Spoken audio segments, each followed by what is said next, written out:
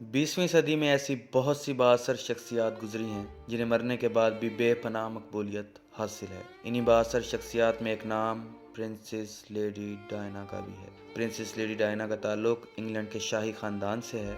یہ prince of Wales شہزادہ Charles کی پہلی بیوی تھیں۔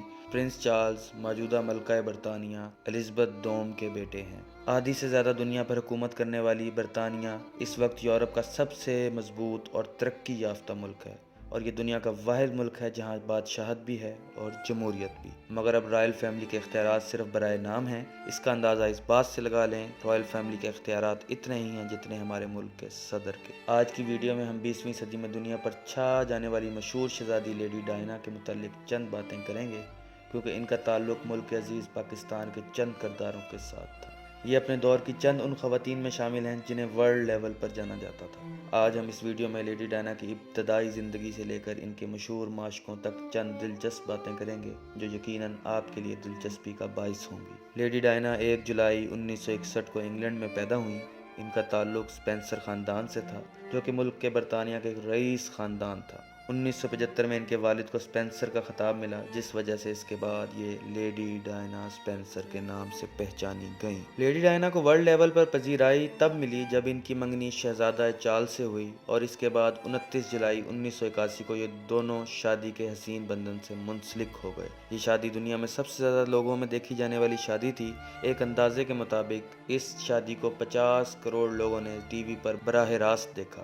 شادی کے چند سال تک ہنسی خوشی زندگی گزارنے کے بعد دونوں کے درمیان ذاتی اختلافات پیدا ہو گئے۔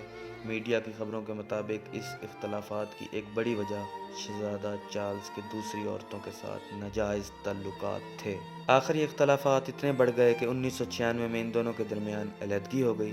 جیسے کہ آپ لوگ بہتر جانتے ہیں، تالی کبھی ایک ہاتھ سے نہیں بجتی۔ اسی طرح کچھ لوگوں کے مطابق اس شادی کے ٹوٹنے کی وجہ لیڈی ڈائنا خود تھی۔ ڈاکٹر حسنات ایک سیلف میڈ پاکستانی ڈاکٹر ہیں جن کا تعلق پاکستان کے مشہور شہر جہلم سے ہے۔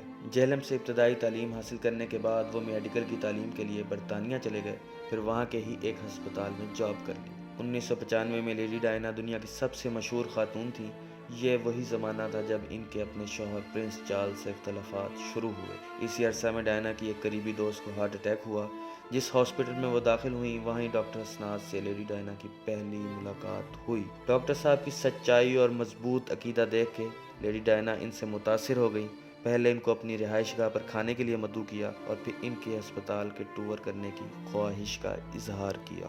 وقت کے ساتھ ان دونوں کے درمیان تعلقات اتنے مضبوط ہو گئے جس کا اندازہ آپ اس بات سے لگا لیں کہ ایک مرتبہ ڈائنا 9 گھنٹے تک ڈاکٹر صاحب کے ساتھ آپریشن تھیٹر میں رہیں، جہاں ڈاکٹر صاحب ایک مریض کی سرجری کر رہے تھے۔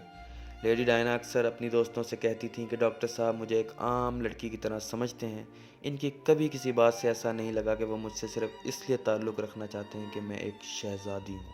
انہی وجوہات کی وجہ سے لیڈی ڈائنا کے مطابق ڈاکٹر حسنات وہ واحد شخص تھے جس سے ان کو سچی محبت ہوئی تھی۔ یہ بات تو ہم سب جانتے ہیں کہ لیڈی ڈائنا 1996 میں پاکستان آئیں۔ یقیناً ان کا ایک مقصد شوکت خانم کی فنڈ ریزنگ بھی تھا، لیکن اس سفر کا دوسرا اہم مقصد ان کا ڈاکٹر حسنات کی فیملی کے ساتھ ملنا بھی تھا۔ ان کو امید تھی کہ ڈاکٹر صاحب کے گھر والے شاید ان کو پسند کر لیں گے، لیکن گھر والوں کی سوچ اس میں بالکل مختلف تھی۔ پہلے سے شادی شدہ اور پھر 2 بچوں کی ماں اور اوپر سے غیر مسلم، ان کے لیے قبول کرنا آسان کام نہیں تھا۔ گھر والوں کے انکار کرنے کے بعد بھی لیڈی ڈائنا نے ڈاکٹر حسنات سے ملنے کی کوشش کی، لیکن انہوں نے ان سے یہ کہہ کر ملنے سے معذرت کر لی کہ میں اپنے گھر والوں کے خلاف نہیں جا سکتا۔ اگست 1997 کو لیڈی ڈائنا ڈوڈی الفائڈ کے ساتھ کار ایکسیڈنٹ میں ماری گئیں۔